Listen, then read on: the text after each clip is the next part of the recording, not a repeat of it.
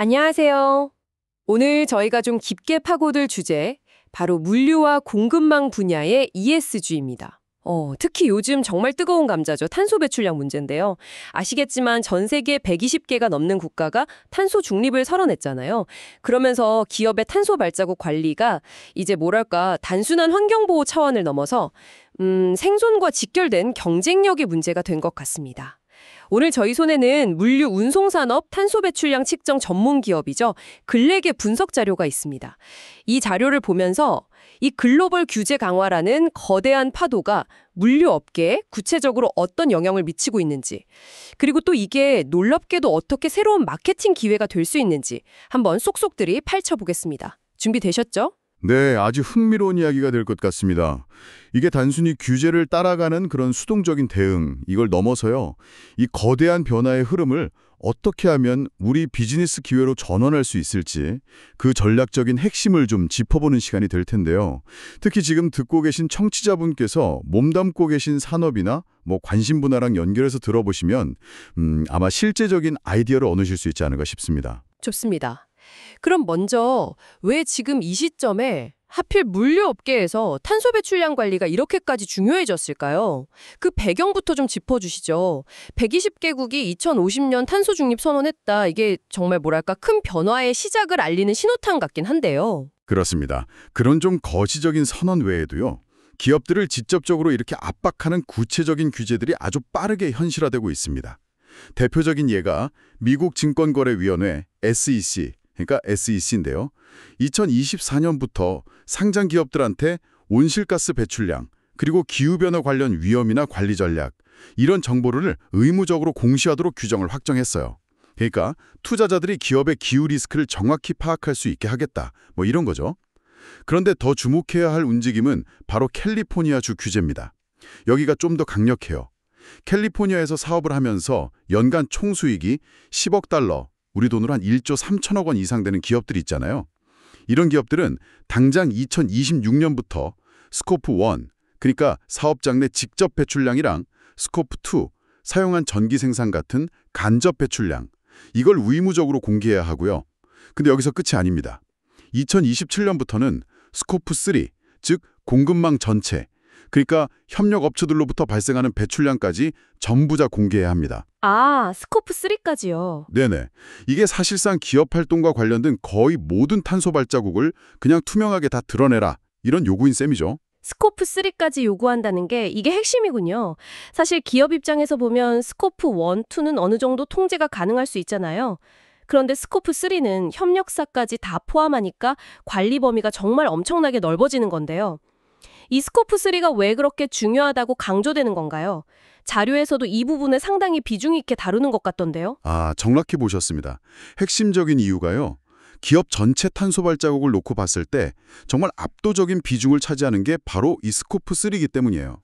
분석에 따르면 평균적으로 기업 탄소 배출량의 무려 90% 이상이 이 스코프 3에서 발생한다고 합니다. 90%요? 와. 네, 아까 옷 한 벌 예를 드셨는데 생각해보면 원료인 목화 재배 단계에서 쓰는 비료, 또 방직 공장의 에너지 사용, 그 완성된 옷을 컨테이너선으로 태평양 건너 실어 나르고 항구에서 또 트럭으로 물류센터랑 각 매장까지 운송하고 심지어는 소비자가 구매한 다음에 세척하고 폐기하는 과정까지 이 모든 밸류 체인에서 발생하는 탄소가 다 스코프 3에 해당되는 겁니다.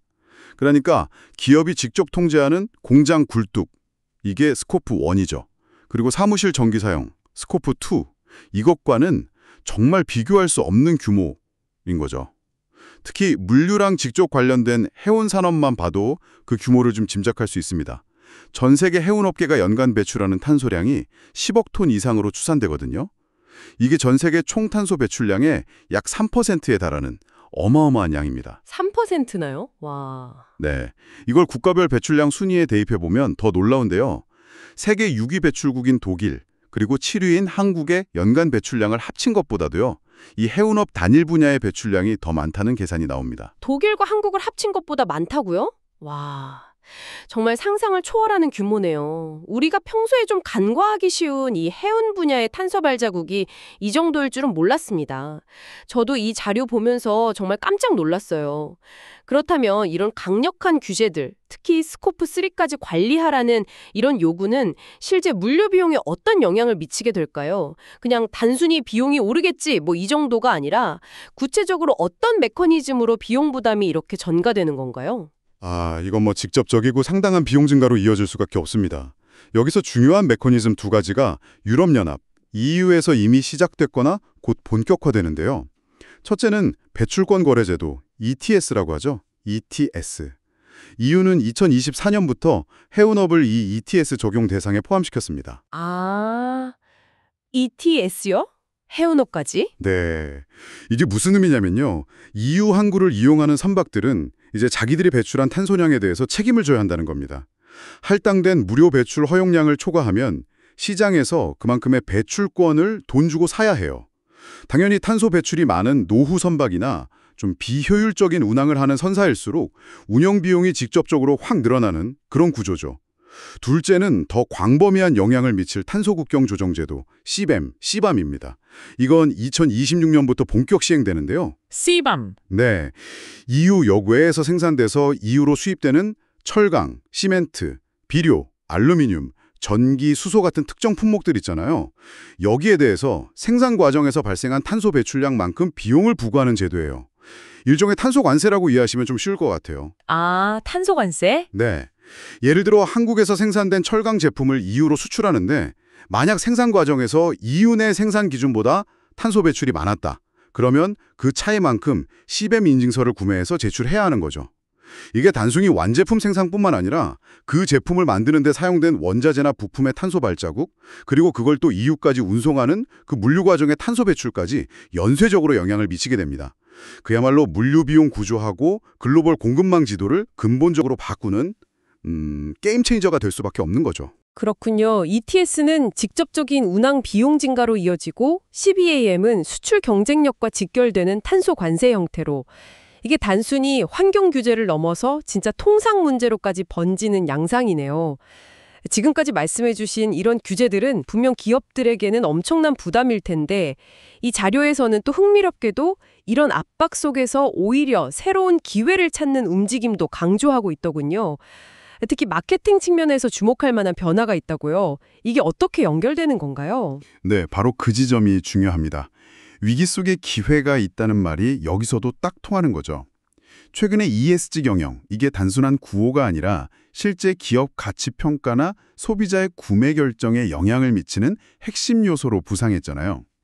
그러면서 마케팅 전략에도 지각 변동이 일어나고 있습니다. 포레스터 리서치 조사를 보면 마케팅 임원 중 66%가 이미 웹사이트 같은 온라인 채널이 전통적인 광고보다 더 효과적인 브랜딩 수단이다. 이렇게 인식하고 있어요. 이런 상황에서 소비자들이 환경 문제에 대해서 얼마나 민감하게 반응하는지를 좀 봐야 합니다. 이제 소비자들은 단순히 값싸고 좋은 제품만 찾지 않아요.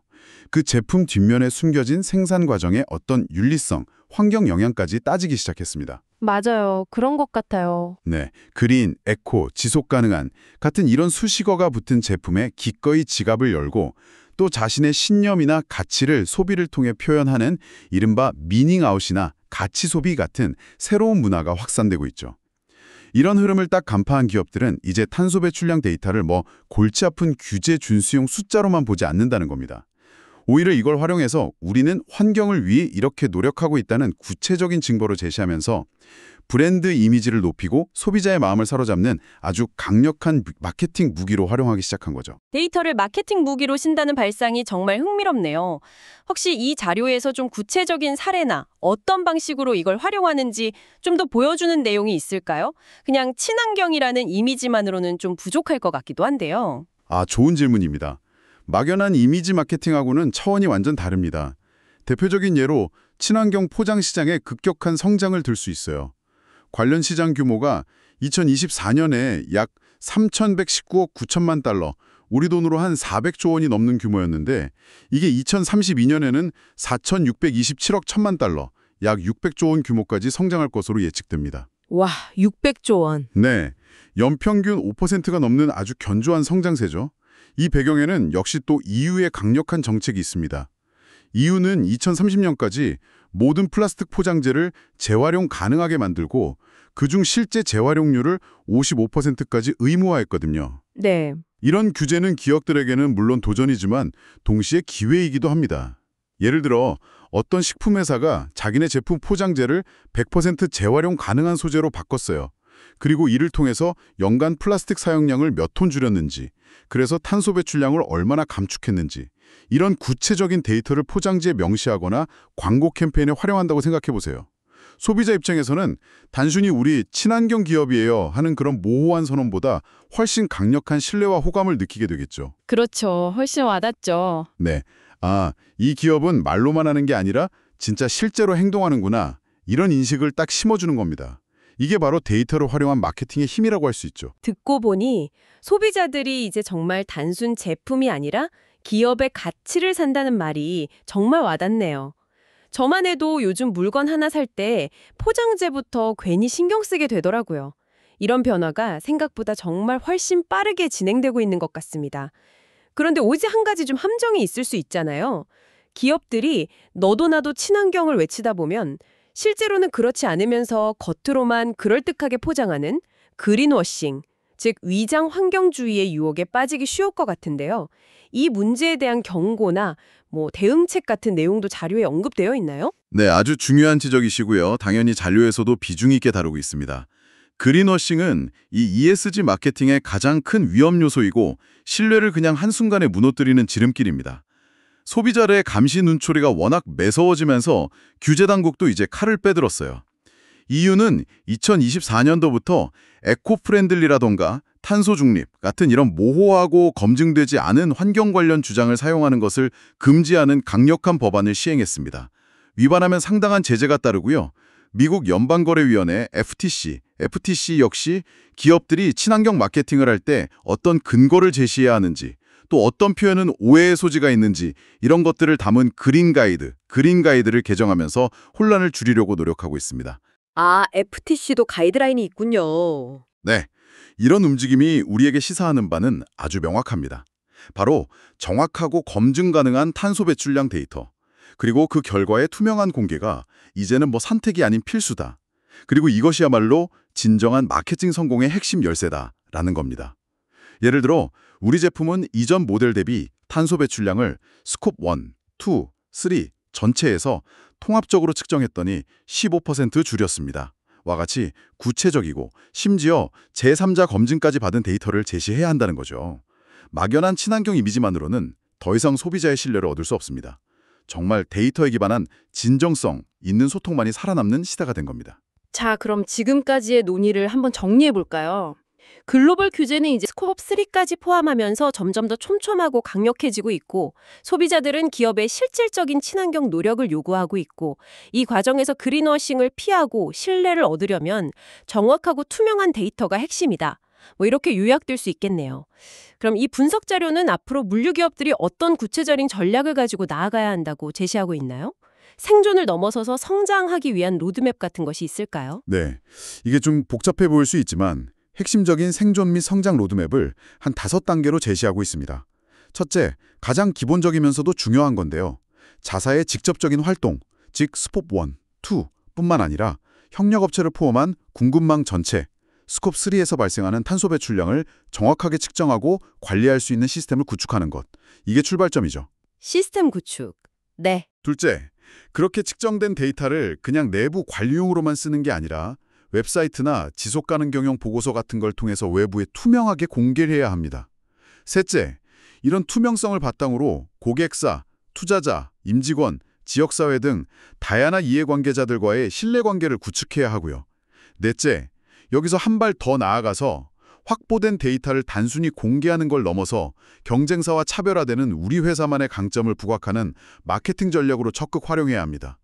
예를 들면 경쟁사 대비 낮은 탄소 배출 운송 루트를 제공한다, 이런 식으로요. 아, 마케팅 활용. 네, 마지막 5째, 이 모든 과정을 통해서 규제 리스크는 줄이고 브랜드 가치를 높여서 궁극적으로 시장에서의 지속 가능한 경쟁 우위를 확보하는 것입니다.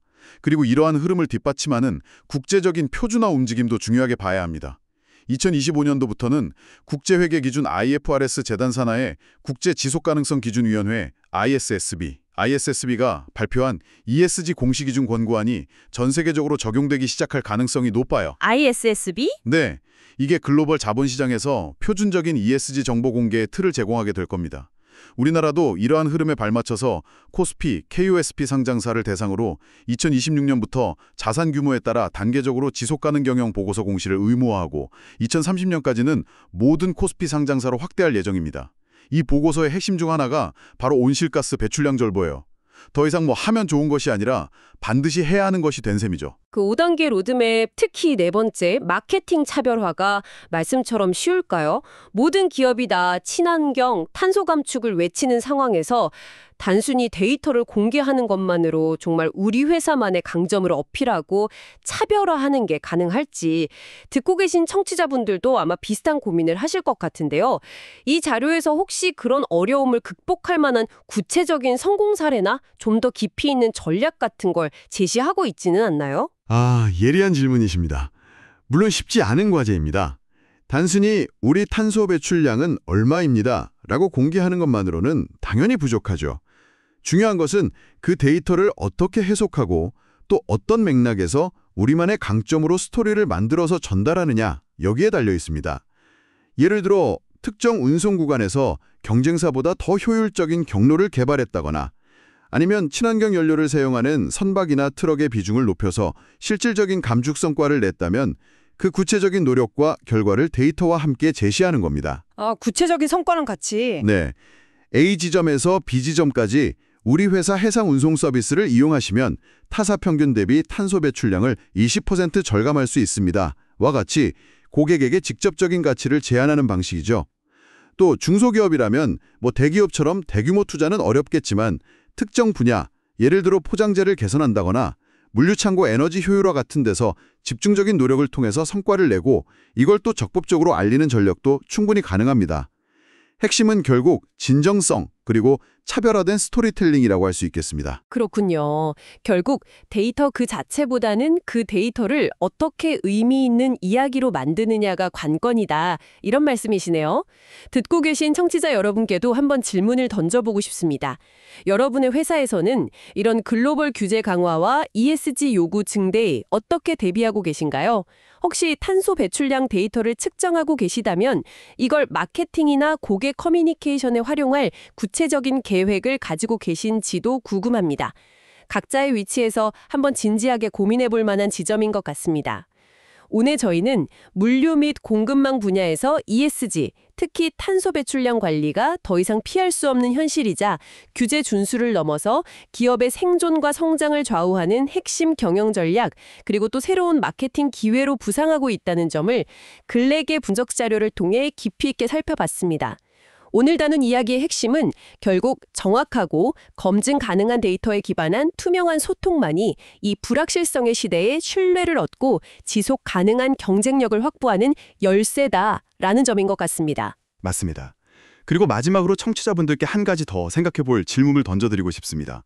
오늘 논의된 이런 규제 변화, 시장 트렌드, 그리고 데이터의 중요성, 이걸 바탕으로 해서요. 여러분이 속한 공급망의 고유한 데이터와 상황을 활용해서 고객, 투자자, 그리고 최종 소비자에게 어떻게 하면 가장 설득력 있는 우리 회사만의 친환경 스토리를 만들 수 있을까요?